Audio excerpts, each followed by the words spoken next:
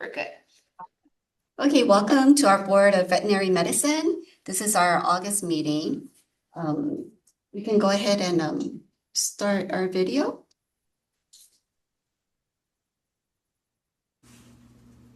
Welcome to the Professional and Vocational Licensing Virtual Board Meeting. When the meeting begins momentarily, the chair will take a roll call, explain any specific rules for this particular board, and then move to public comment. The name of the board member will appear on the bottom left-hand corner of your screen. For instance, this is board member Y, and this is board member E. Public testimony will be accepted at the beginning of the meeting and before each agenda item.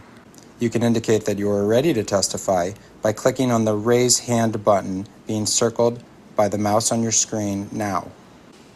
At the appropriate time, the board will recognize you to speak and ask you to unmute your mic as shown here. Again, public testimony will be accepted at the beginning of the meeting and before each agenda item. Public attendees will not be able to unmute their microphone until recognized by the board. Public attendees who are recognized to testify will be asked to identify themselves by name and their affiliated organization if applicable. Please mute your microphone when you are finished speaking as a courtesy to others and members of the board. Public attendees will not be able to unmute themselves after the testimony is completed unless recognized again after raising their hand. At some point during the meeting, the board may choose to move into executive session. When the board moves into executive session, the board members' microphones and video feeds will be turned off, and a similar screen as you see now will be displayed. When the board returns from executive session, their microphones will be turned on as well as their video cameras. Welcome again to the Professional and Vocational Licensing Virtual Board Meeting. At this time, the chair will call the meeting to order and take a roll call, as well as explain any additional rules that may be specific to this board. So do I just the time then? Oh, yeah, just also say that we have the joining materials on the agenda, so we don't have to read. Oh, okay. Okay. So for any public member who will be joining us either via internet or by phone, please refer to the agenda that has full instructions on how to call in and connect for this particular meeting. So at this time, I will call to order meeting start 10:08 a.m. And I will take roll call. If you are joining us virtually, please let us know that you are joining us alone or if there's someone else in your in the room with you. So Dr. Lisa Wood. Present and alone. Thank you. Eileen Wada. Present. Dr. Kimberly Thompson Kerr. Present and alone. Dr. Tiffany Hummel. Present. And then myself, Marcella Chalk, public member. And then Dr. Gabriel AC is excused from this meeting. So we'll start with our first agenda item to review over approval for the minutes. Any corrections or amendments or anything as the minutes? I saw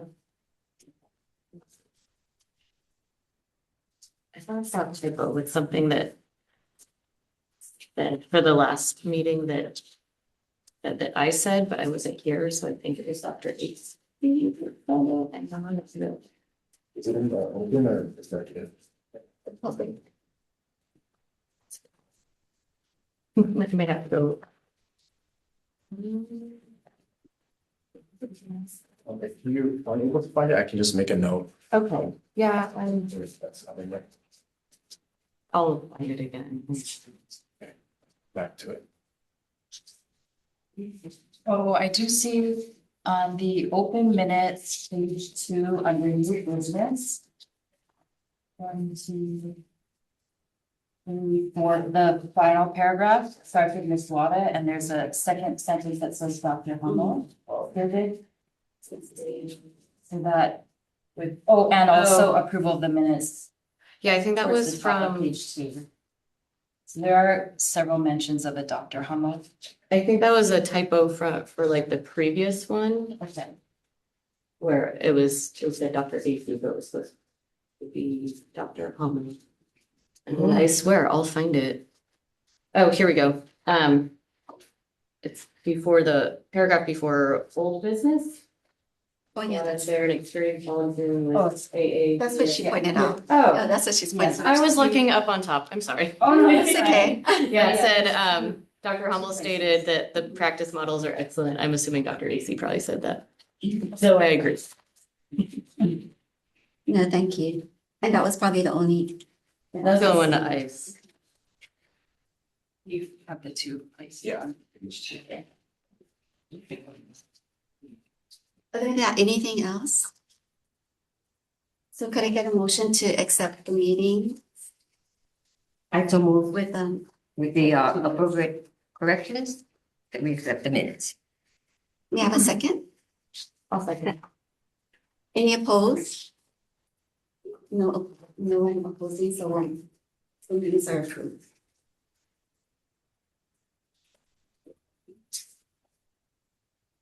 So we have new business, agenda item 3A. So this is in discussion for accepting continuing education courses that were approved by other state veterinary licensing boards to satisfy Hawaii's continuing education requirements. Sure, so I can explain a little bit. So in your board packet in agenda, it's labeled 3A for agenda item 3A. We have the currently approved continuing education providers that the board will accept. So in our statutes, it defines continuing education courses as those approved by the HVMA and the AVMA, but many other Hawaii state boards and other states' boards of veterinary medicine will also accept continuing education that other state boards of veterinary medicine have approved. And our statutes don't actually have a specific Hawaii-related CE requirement, so there's nothing really that another state might have that differentiates Hawaii requirements from another states. But the board has previously said that if you're doing in other states like jurisprudence or ethics that's state specific to another jurisdiction's statutes, we cannot accept that.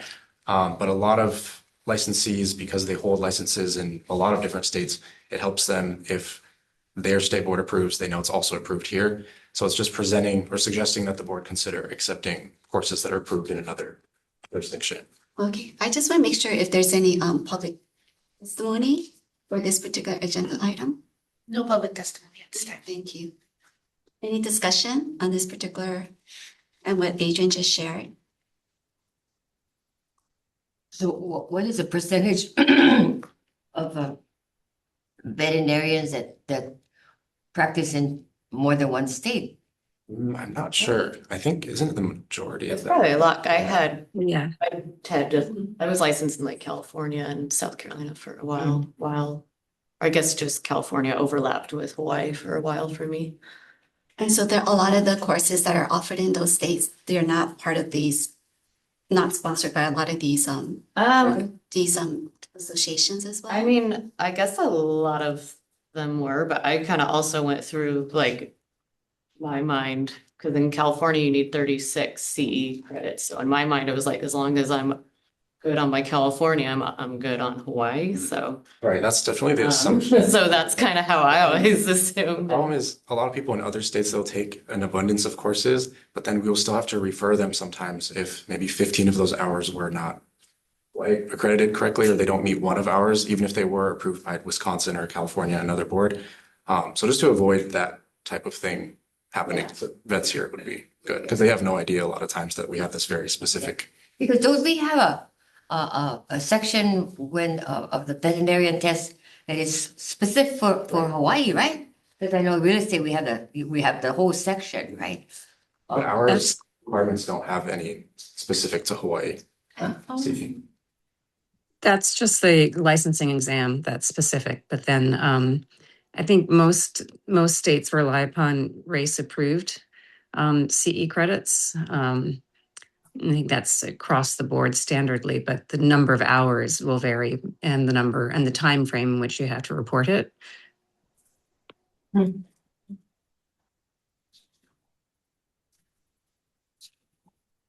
Well, if the veterinarians don't mind it, then for sure, let's do it. I think, go ahead. Oh, no, go ahead, doctor. No, I think most, I'm licensed in 3 different states and in Canada, and every state will have a different requirement for the number of hours and again, the reporting time frame. But I think isn't the standard, and Dr. Wood, you can add as well, isn't the standard for race approved credits? Those are recognized. That's my understanding, yes.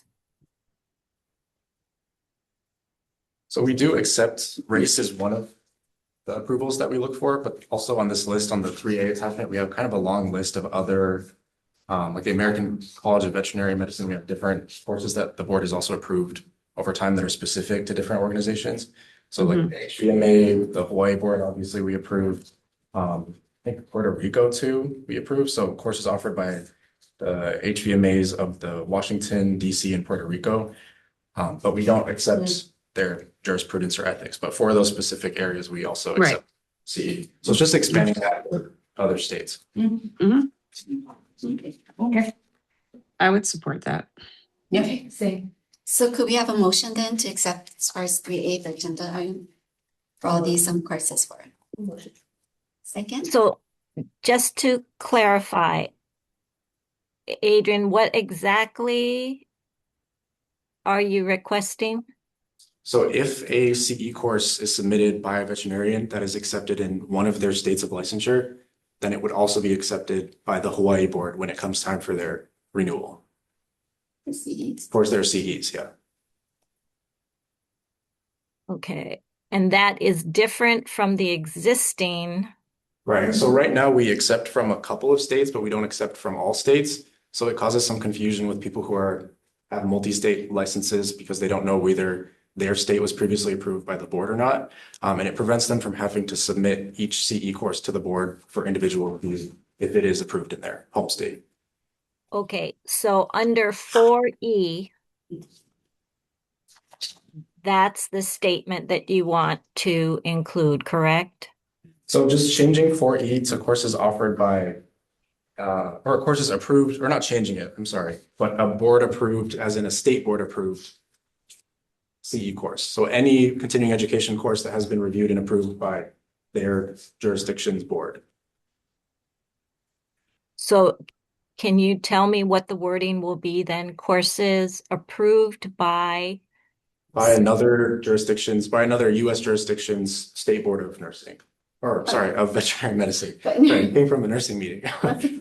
But so any course approved by another state board's board of veterinary medicine would be acceptable.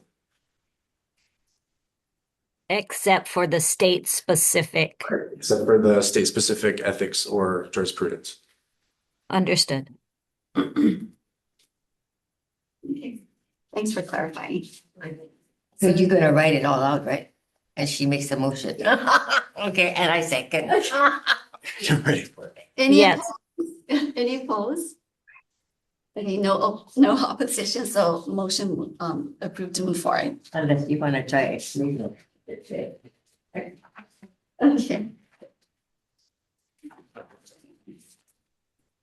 So the next agenda item, Or do we want Oh. to move forward?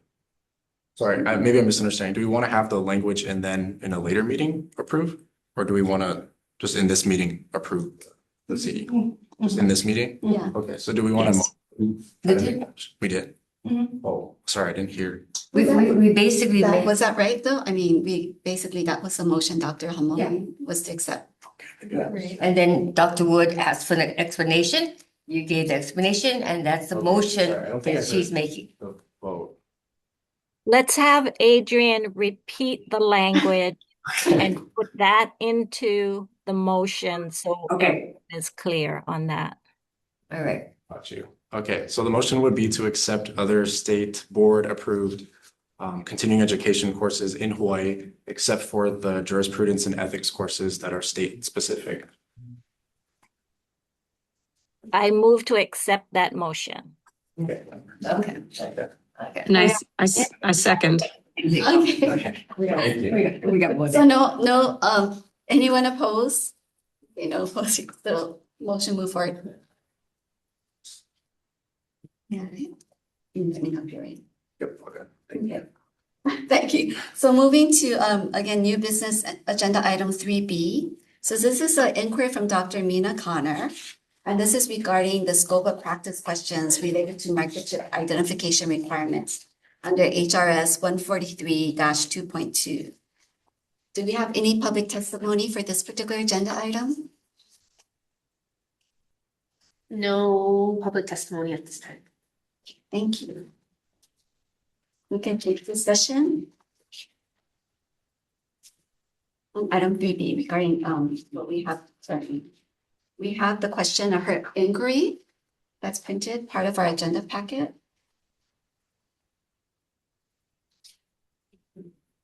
I've always taken that as I let people know that by 16 weeks of age, it's required by law to have a microchipped. But if they decline, I'm like, I did my part. So if Yeah, as a public member, I am just curious, if you said number 4, right? If an owner says that, there's none, and then they find that there is a chip, that means that that dog belonged to somebody else. If I lost my baby and somebody grabbed her and took her to the vet, I would like the vet to let me know that they found, Yeah. like our clinic, we scan like every single appointment, we scan them first thing. And then because we do have animals that are like, no, it's not microchipped. And then we're like, well, you are microchipped, and we'll look them up. And we have had ones where we're like, hey, this person has their animal, and a few times they're like, yeah, I don't want anymore. Or it'll go different, like, oh, that's my dog, or they're not registered. Yeah. And you can sometimes find out who microchipped them, and it's. Yeah. So I guess, so I guess is her question in that particular scenario that she's identifying is that if she I guess if we go to question 4, if they're allowed to euthanize an animal that is microchipped to a different owner, and like to your point, if they can't reach that owner, or if you do and then they say they disown them, that's one thing. But I guess if you can't locate the owner, I guess what is the legal right for whoever finds it or brings that animal to say, okay, I want to euthanize Yeah, this because person. that you can't make a mistake on that one. No, but you have a certain, I know at the shelter, there's a certain period of time if an animal is found and you trace a microchip, and it's considered a dead end. I think it's 48 hours, but you have to do your due diligence to try to trace that. But a lot of, especially for feral cat populations, a lot of trapping organizations, an animal is chipped under that rather than to an individual. So I think there's an obligation to look. And then I think once you've documented that you've looked, and there is a dead end, then there's typically a waiting period. Again, in the shelter world, but in the private practice, if an animal is presenting for euthanasia, I guess a lot of it is documenting what you do and how you search, and whether it's an urgent euthanasia. Hopefully it's not something in private practice that I've encountered. At the shelter, it does happen. And I think at that time, you're looking back at your ethical obligations, because a lot of times in those situations, the animal is suffering and you have to make a decision. But I think as long as you document that you have looked and inquired, and then, just depending on how urgent the euthanasia situation actually is. I know it's not a very clear answer, but. Yeah, this is a really gray area. And we anticipated that once the ledge passed this law, we were going to run into some issues with it. It just is very difficult to navigate. There's no enforcement of the microchip administration. We can't force clients to do it. We're certainly not going to report them to the authorities if they refuse.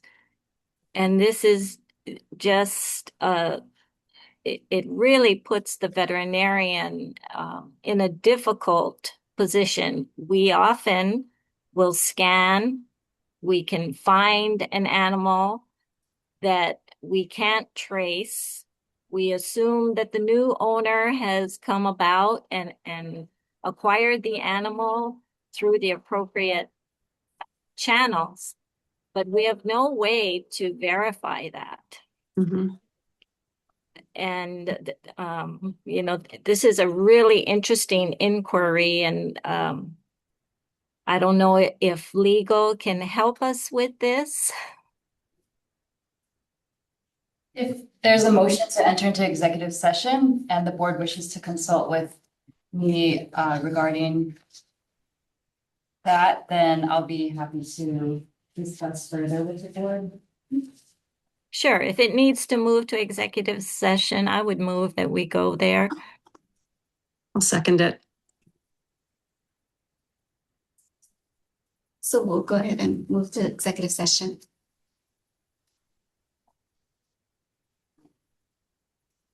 Yes.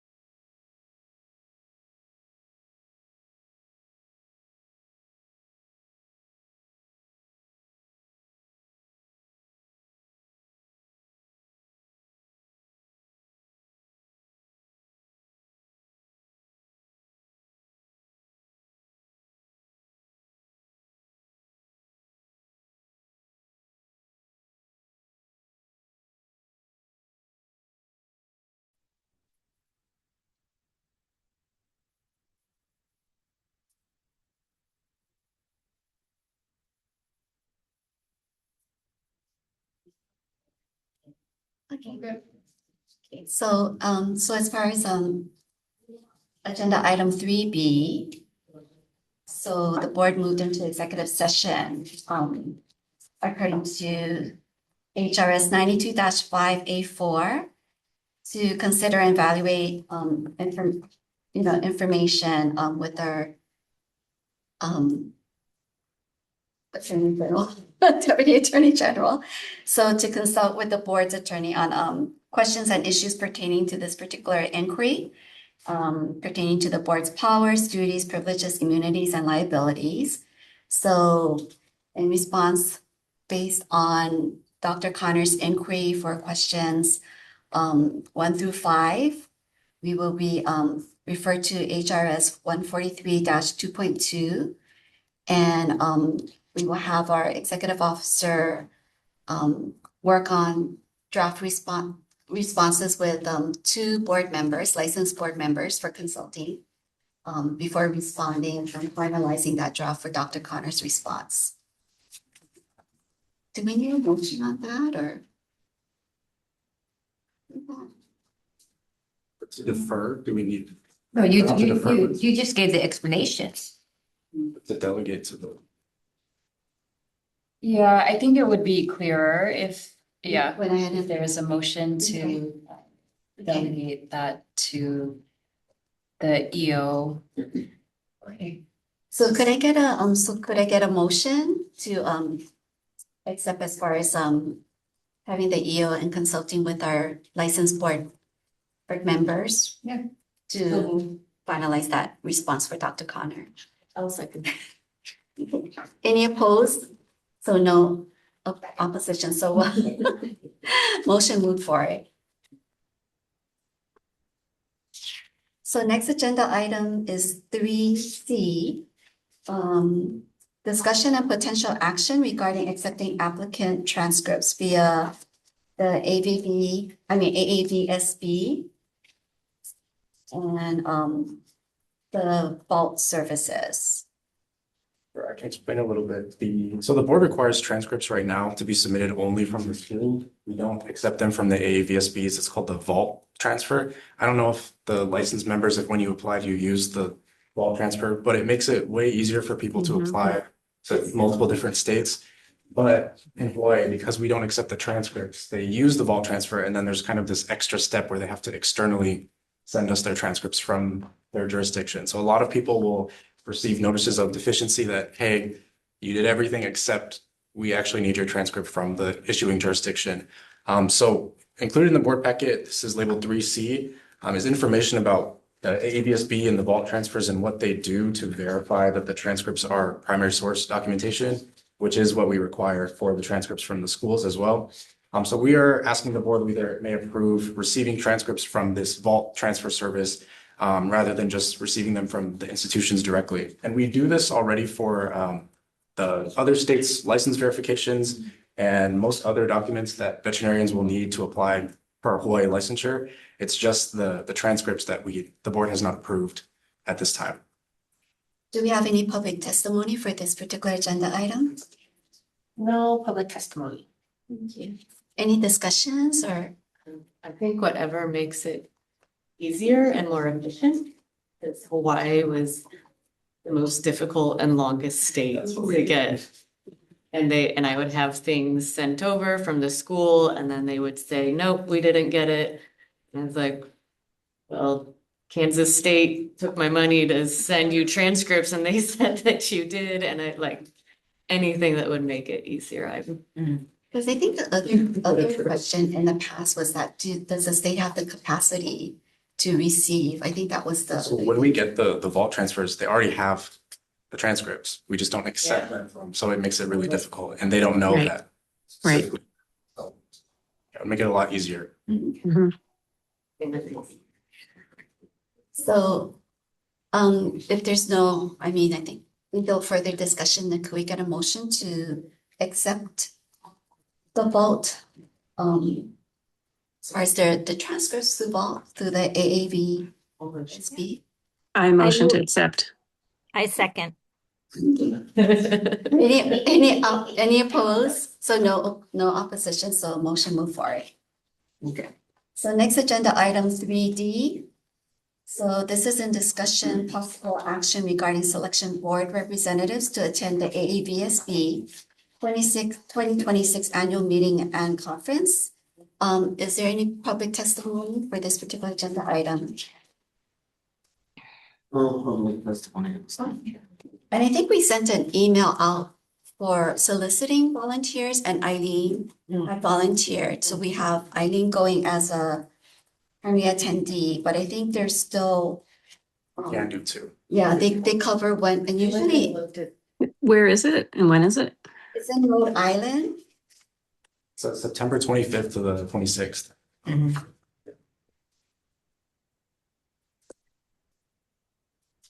So And- we're one board member and an alternate. So they'll cover for two members to be for travel. I'd be open to going, and if it would help,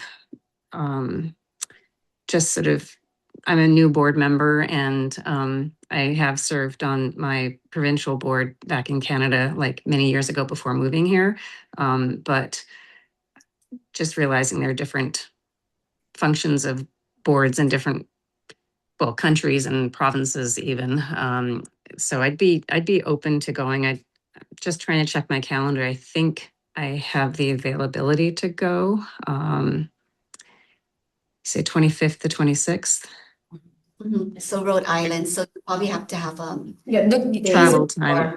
You would have to probably leave it like myself on the 22nd to arrive there on the 23rd. To have them pay for your trip, you do have to attend a session on the 24th, right? Okay. So that's the caveat. So you cannot just Yeah. fly in on the 26th, and then fly Right. out.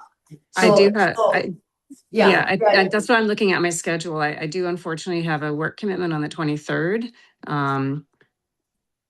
And you say the session is on the 24th that you'd have to attend, or the 20th? Yeah. Okay. Well, they may do an exception, but I mean, just explain to them, yeah? I mean, but reading the documents that they sent me, that's why I had to move it a day early so I could get there, the day Yeah. before, because I'm not that young that I can get in the morning like before and throw my bags into the room and get to It's getting harder for me too, Right, so right, that's right, why right, I'd have to right, look and right, see. right. I Yeah, can, but check it out. I will. I mean, they have a lot of participation from the people from Canada. You would be surprised. I mean, they are a delightful group of young girls that are gung-ho. You've been before? You can make it, yeah. she goes every year. Well, I Oh, tried. okay. Yeah. But put her name and see if you can arrange something. So Dr. What we'll do is that there's usually a lead person, so we'll make sure she connects with you, being that Okay. you're a new board member as well, Mhm. so that she can kind of work with you as far as the expectations and logistics. And Sounds that good. we'll get it as soon as possible, so that way it will help you with your clinic planning, scheduling. I might be able to reschedule that one day if it would make a difference, with enough time. So yeah, you can put me in touch or put them in touch with me. That would be great. And Dr. Hummel, were you interested or? If you're interested too, like instead of me, like totally. I don't think I can make it work with the Okay. dates and children, and I don't know where Okay. my husband will be at that point. So I remember looking at it like, but No, thank you though. yeah. Okay. Because we did reach out to everybody. Yeah, I remember looking then and being like, And it's getting close. It's already actually next month already. Yeah. Okay. So do we want to have the delegate and then the alternate delegate make a motion to appoint them? Make a motion. The for delegate versus and an alternate to make that decision as far as the two of you folks that are going. As to who is gonna be the voting, The- and who's not. Right. Yeah. I move Eileen be our delegate and Dr. KTA be our alternate. And thank you both for attending. It is a really great meeting. Okay. And then they'll have another one at the beginning of the year. That's for new board members. members that Dr. Wood went to and myself. And that Okay. would be really good for you, the two of you folks to go to that one. Because then they go over like all the different states and they share like, you know, all the parliamentary procedures and I found it really helpful. I think Dr. Wood, you did too, right? It was really Yeah. enlightening to see how other jurisdiction, how other boards work. And What time of the year was that? it's usually in spring. Okay. And there'll be enough lead time. If you're gonna go to this meeting, they'll always have that Okay. already scheduled, so you could connect with them as one, then, plan ahead for that as Sure. well. That sounds great. Are they in Rhode Island? No, they rotate. Okay. That was my next question. Is it that far I away? think- Yeah, I think that meeting, it's close to where their office is, usually Kansas City, So, right? what it is the so-called quote required one on the 24th is the one that she's basically talking about. It's the basic boards, type of a thing. But then they'll have it again in spring, usually about April, mid-April, and in Kansas City.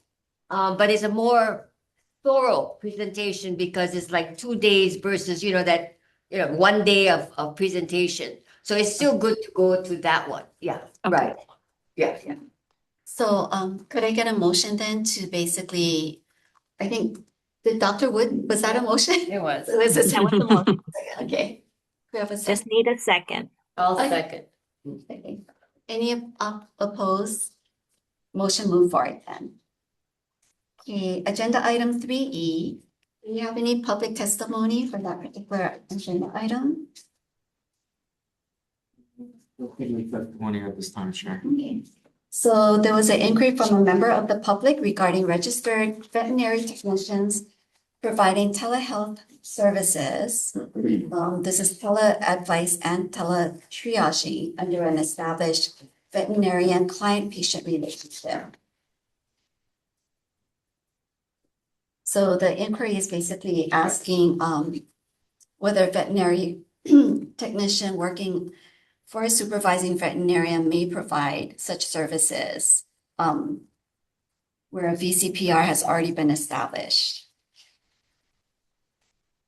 Any discussions or? So I think the most important thing is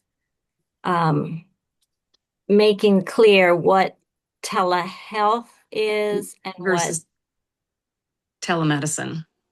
or teletriage, right? Mm-hmm. So it's very clear, I think, that a technician cannot diagnose or prescribe. They can offer general advice, determine whether an animal needs to be seen immediately,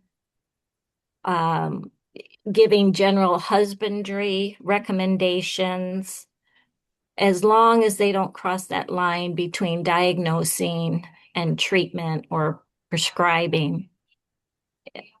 That seems to be the most important thing. I think the AAVSB does have a model regulation on telehealth and virtual practice that we can use maybe as a guideline. I would say at this point, in answer to the question, a technician may participate in teletriage under the direction of a veterinarian who has a established VCPR.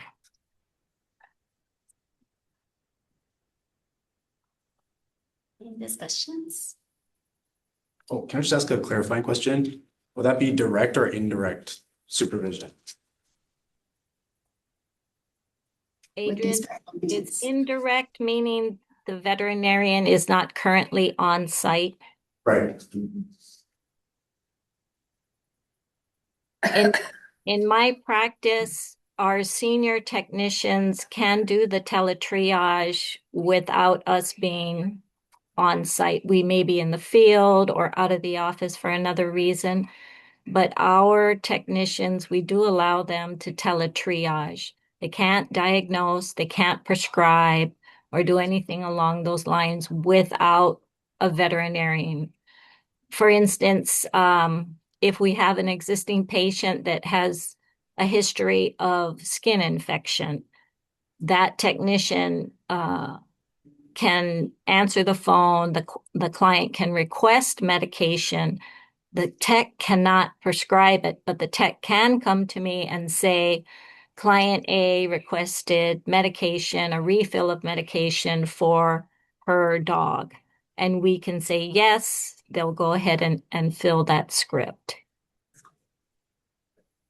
But they have to check with the veterinarian directly before they can Yes. refill it. They can't refill it automatically. Correct. That's what we do.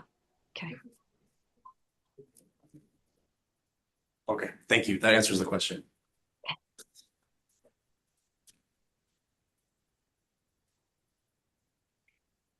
I think for this one, maybe we can just refer the person to this conversation because that's a pretty solid answer.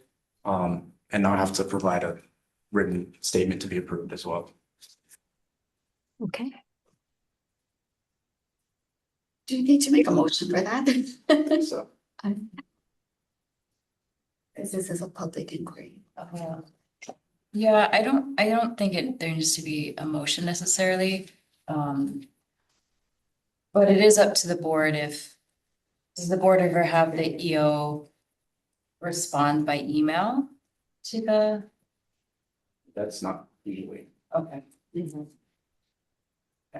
but So how would you refer the? I would just say you can see the minutes and the recording because it's on the Okay, YouTube link. You can refer them to the conversation. Yeah.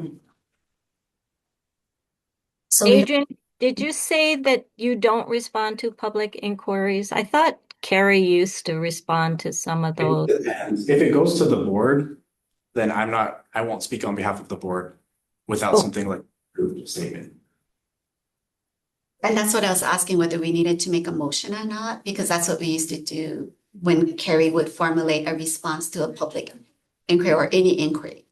So, but I think what Adrian is saying is that in our discussion, because we're in public Session. session right now, that it'll be reflected in the minutes Okay. as far as the discussion, because he's so we don't need to cite that basically in reference to HRS 472-2 to your question about direct supervision. But all right.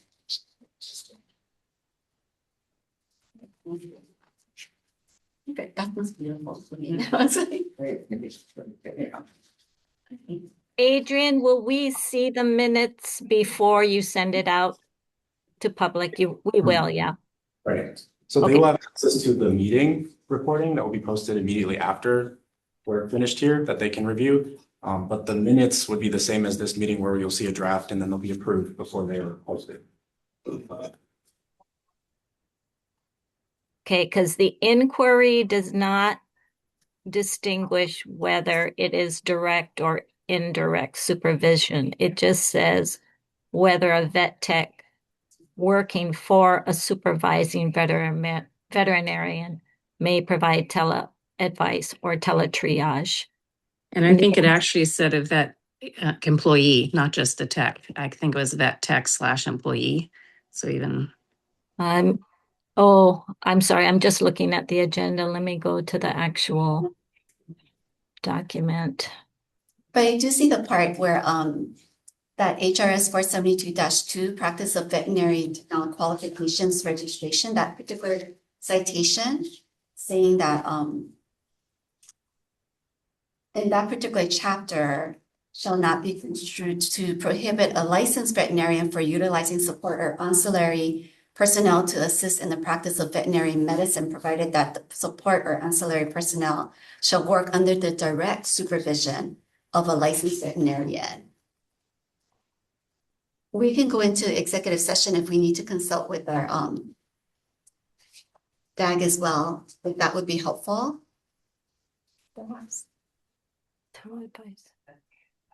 I still feel the answer is yes. For triage, but not For triage.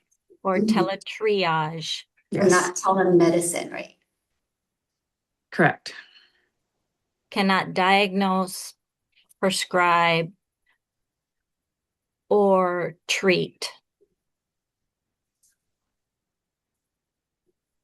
And on the agenda, the term is tele-advice as well, in addition to tele-triage. So I know tele-triage was discussed. Tele-advice in my mind is common husbandry advice. Yeah, it's a provision of health information, opinions, guidance, or recommendations that are not specific to a particular animal. Correct.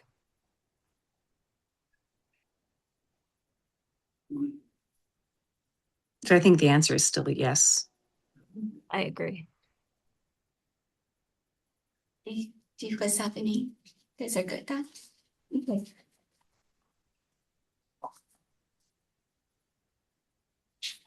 And So- if they need further clarification, they can let us know. Thank you, Dr. Wood. So next agenda item, number 4, old business. So the board will move into executive session in accordance to HRS 92-4 and 92-5A4 to consult with the board's attorney on questions, issues pertaining to the board's powers, duties, privileges, immunities, and liabilities. Is there any public testimony for agenda item number 4A, which is board discussion on potential action regarding veterinary client-patient relationship? And Helen, There's no public testimony at this time. and don't bring that up since we're going to executive session. Oh, we'll do this in recess this time. Oh, okay, okay, Right, is that? that's correct. Okay. So do I have a motion to go into executive session? So move. Second? Second. No opposing. Okay. We'll be moving to executive session to start with our old business 4A. Give you choose.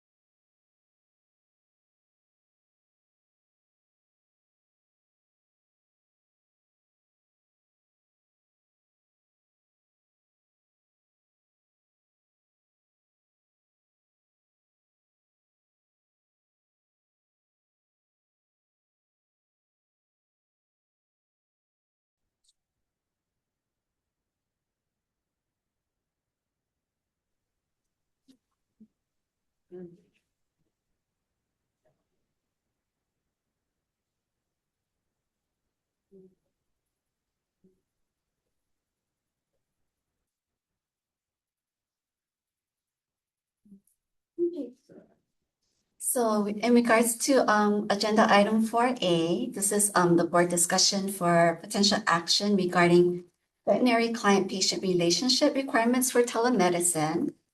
So may I have a motion to accept the draft submitted, including pursuant to statute supporting the response, right, that we have, and to have the EO consult with one of our licensed board members. Do you have a motion to accept? I so move. And second? Okay, and any opposition? Okay. So motion approved. Moving to agenda item 5A. So is this when we regarding chapter 91 adjudicatory matters? Do we have any public testimony for agenda item 5A?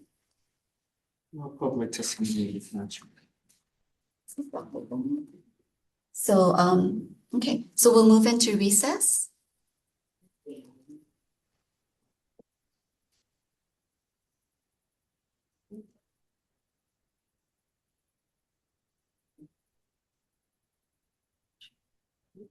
So who is Scott Young? I see over there.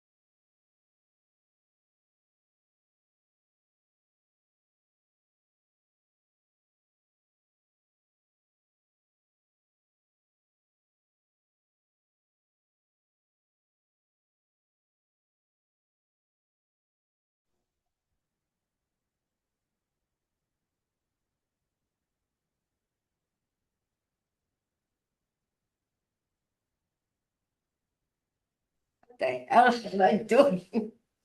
So I just Lost me again. That's it, and that's Yeah, it. just agenda item 5B. Okay. Oh, and then there's a hand up there for Tyler. Oh, How come she has a picture and she has a, somebody's raising his. Do you want to report first and then we'll call on the public testimony? Okay.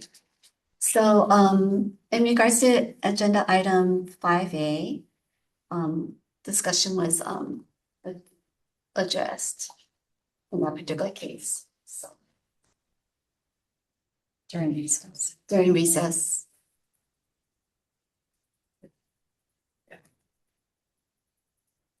So moving to agenda item 6A, ratification of issued licenses. Is there any public testimony? Yes, we have two people raising their Okay, hands. Do you want to address Tyler first? Sure, we can address Tyler, but his hand is down, so I don't know if that means he doesn't have a question. Yeah, okay, so Okay, now it's up again, okay. so Tyler was first, yeah. Hi, ahead. my question is response to agenda item 4A, but should I save that for later, like you mentioned? 4A. Or eight, we can adjust it, we already finished that one. It was addressed. Were you present for when agenda item 4A was addressed? Yeah, it was discussed in executive session, and to my knowledge, it was not revealed to people in my breakout room. I'm not sure if that's the case with other participants. Oh, okay. Were they brought out of the breakout room after 4A when we left executive session? Everybody was in the same room when we left executive session. Yeah. Are we able to take public testimony out of order? Yes? Yes. Okay. So if you guys want to take public testimony for 4A, okay. I would, yeah. Go ahead, Dr. Primavera. Okay, In yeah, regards just to, agenda item 4A. what was the conclusion of that? I'm not sure if it was made known or not. So do they have a copy of this? Yes, they would have the. Or the. Okay. So, in the, I'm not sure if you had access to, Oh, basic. they won't have the draft. They just have the agenda. Yeah, so we have drafted as far as what's gonna be posted in the public domain in regards to that question with, guidance regarding the vet client patient relationship and prescription requirements. So, I can read all three paragraphs if that's helpful, because I guess they don't have visibility to this draft then. Oh, well, or the public can be directed that it will be posted, after it's reviewed by. Okay. Yeah, so we actually have a draft that we will be posting Okay. for the public to access. Is there a timeline on when that may happen? It's just we're adding the citation. So hopefully this week, by the end of this week, we can post. By the end of this week, Okay, thank you. sure. And then I guess Dr. Candace Denham, what's the question? Dr. Primavera, did you have a specific question about the vet client relationship?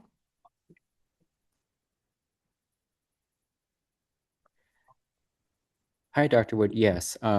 So my question was in that HRS definitions 471-1. It says a veterinarian can basically designate another veterinarian. So the first veterinarian has a VCPR and they can designate another veterinarian to do telemedicine through the initial VCPR. So in other words, if I saw a patient on Molokai and I was associated with you, I could then give that relationship, I could hand that relationship over to you if you were an associate or something along those lines. Is that correct? Yeah, so includes, quote verbatim, includes the provision of on-call or cross-covered services by a veterinarian who has been designated by a veterinarian with an existing veterinarian client-patient relationship and has access to relevant animal patient records. So to answer your example, I think, yes, that example would fit my question. Okay, thank you. I appreciate that. We'll make sure that we consider that as well. Thank you. Thank you.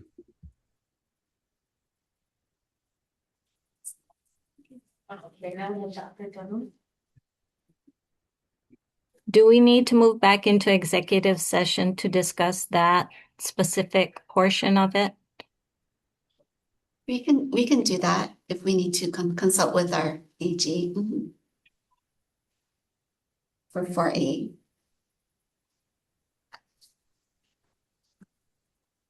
That sounds like we're just implementing an answer to his question to the statement, Yeah. right? Do we need to, I mean, if you want to discuss that further, we can go into executive. Is there any further discussion or are we okay with You you are gonna be having our lawyer take a look at it, right? our life and then And then Dr. Woods is gonna then also review it. I'm good with that. okay, so done. There's no need for that, Dr. Wood. Okay. Thank you. And Candice. yeah, Dr. Denham? Hello. Yes. I'm sorry. I was just wondering what the resolution was for item 5A in the adjudicatory matters regarding the license restriction removal. Well, yeah, normally it's done in recess, but yeah, we can move back into recess if. So you take them into recess. Correct. What? Okay. So it sounds like either I can follow up with you by email now or after the meeting is concluded, or we can go back into recess and the board can let you know in recess what the result of agenda item 5A was. Whatever you prefer. Okay, if you like, I could just follow up with you by email and let you know. Okay, and that'll happen Today. Okay, great. Thank you, guys. Yeah, thank you. Thank you, Dr. Denham. Okay. Thank you, Dr. Denham. I'm confused. Oh, because it's a chapter 91 adjudicatory matter. So normally it's not discussed in open sessions. Okay. Okay. Thank you, Dr. Denham. So our EO will follow up with you after this meeting. Any other testimonies for? No public. I guess in regards to ratification of issued licenses, as well as ratification of courtesy relief permits, could I get a motion to accept both issued licenses and courtesy relief permits?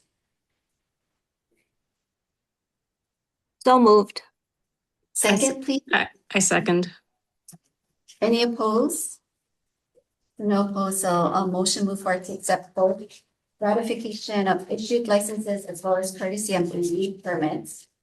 And then next agenda item 7A. And any public testimony for 7A? No public testimony, Chair. So notice of accreditation, was there anything you needed to? This is included in the public packet as well and the board packet. It's just the schools that the AVMA has chosen to accredit or put in probationary status. It's just an update on what schools have changed. Thank you. And then 7B, item number 7B, any public testimony for 7B? Yeah, the 100%. Oh, I'm so proud. Okay. So we Again, look at that. That's the first time 3 tests was 100%. Yeah.